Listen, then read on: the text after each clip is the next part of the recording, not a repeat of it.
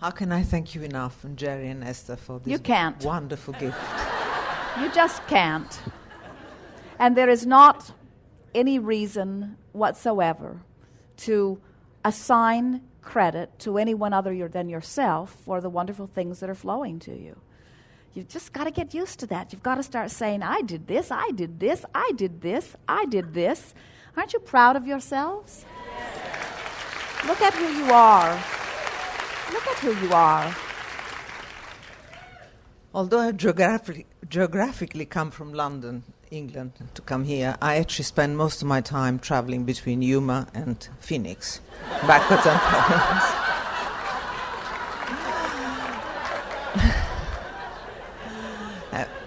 When I find myself in a bit of contrast, which you think is wonderful because it gives us good desires, I find it not so comfortable.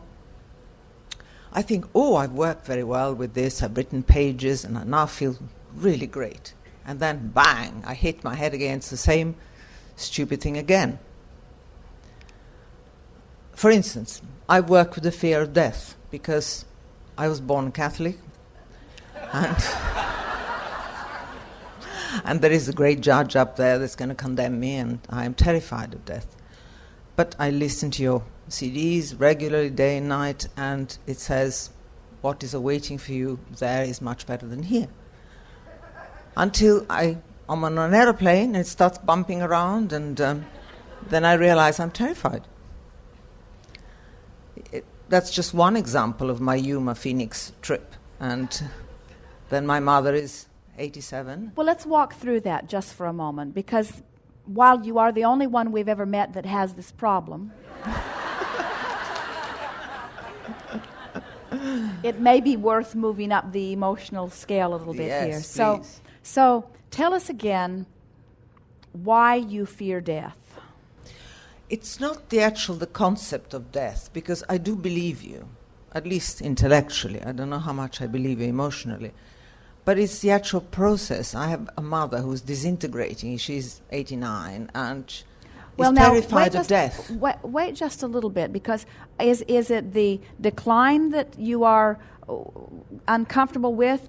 You talked about being raised Catholic, and we just want to feel if you really believe that your basis of concern is because of your worry of being judged by someone, and someone who sees that you have not jumped through the hoops in appropriate fashion. In other words, were you just entertaining us, or No. Is there something about that you were worried about?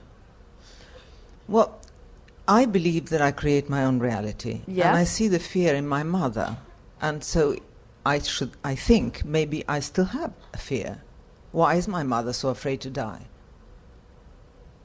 Because I think she feels that she hasn't accomplished what she should have done, or something like that.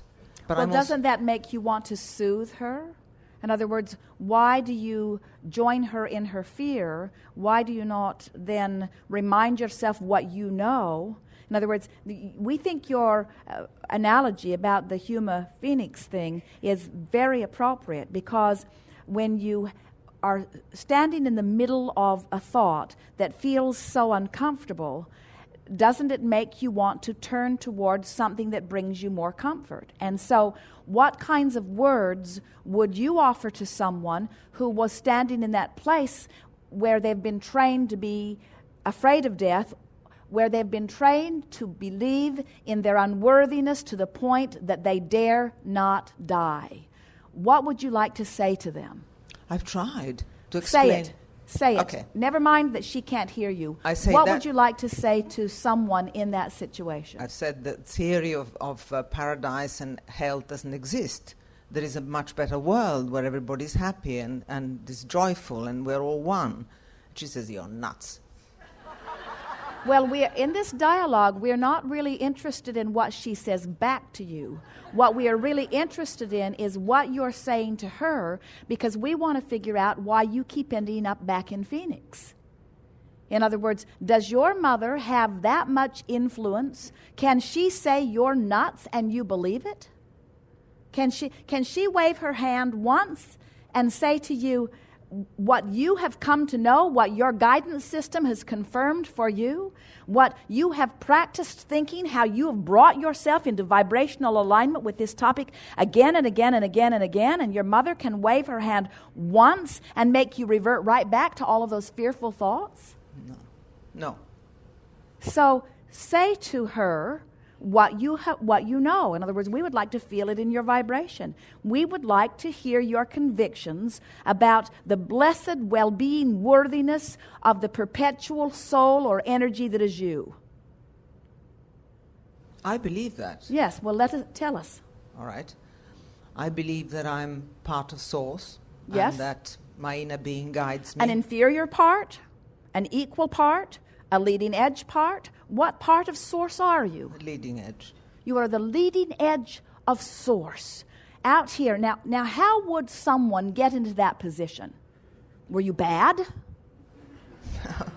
Were you inappropriate? Were you sent here to be tested? Were you sent here by someone creepy enough to hope that you would fail? Creepy enough to organize a whole bad place where the failing ones of you would go forever, ever, ever, evermore?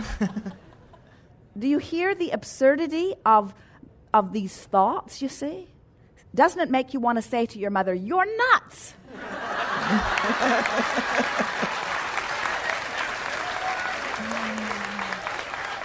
In other words, all around you, is there a shred of evidence anywhere to the contrary of the well-being of this time-space reality? In other words, look around. Have you looked outside lately? Had the extraordinary evidence of well-being? And do you know this place didn't just get here? It's been in the process of evolving and becoming. Do you have any sense of how long it's been here and how long it will be here and how much well-being? Oh, you can find some particle of not well-being if you try real hard, but it isn't because some source has begun it. It's because someone has disallowed the well-being that would be there. It's sort of like creating a shadow and then calling it the source of darkness when all it is the blocking of the light, you see. And so you just have to keep reminding yourself through the clarity of the examples that you are living, because every now and again Esther will come across the idea of death again, and she will feel the discord that someone is feeling about the subject of death, and she will remember feeling a sort of a wafting of that old feeling that you are describing here about that.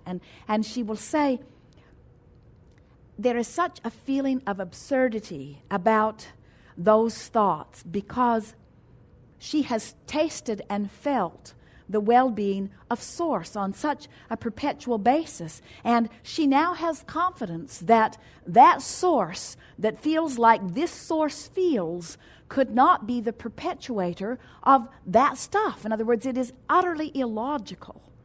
And so what we are saying to you is that as you demand thought by thought, coming back into the light that is your Source, you will be there steadily enough, often enough, mostly enough, always enough, that those kinds of conversations will be so absurd that you will find yourself laughing.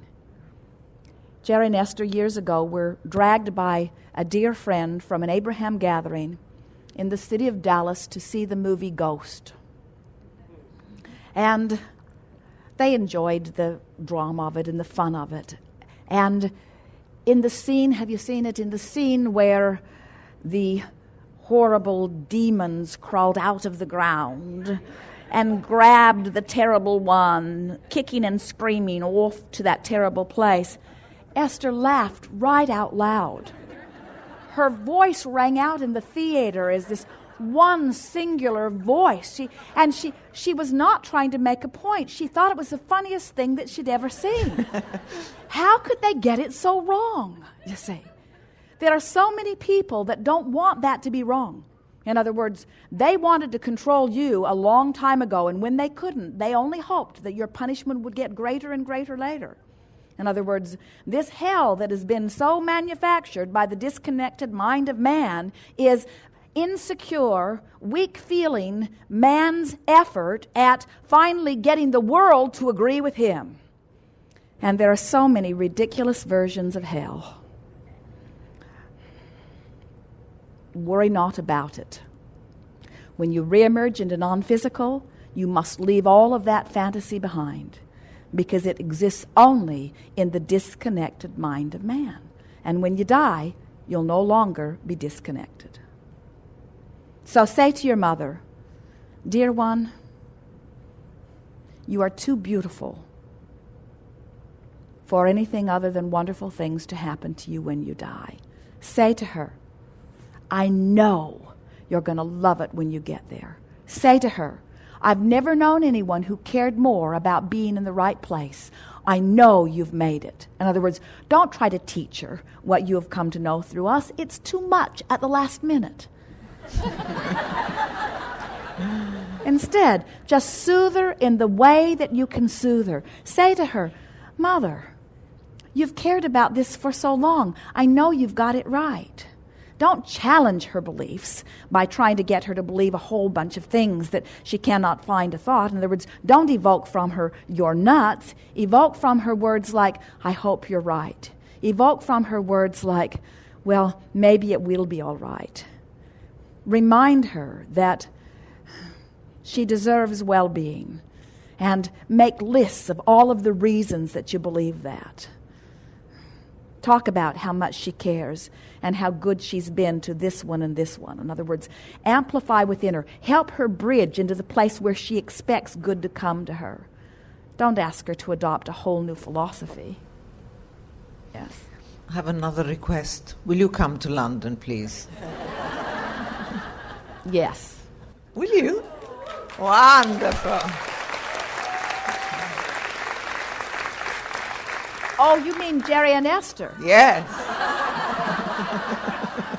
Well, you'll have to ask them about their trip, but we'll come right away. Okay. Thank you very much. Thank you.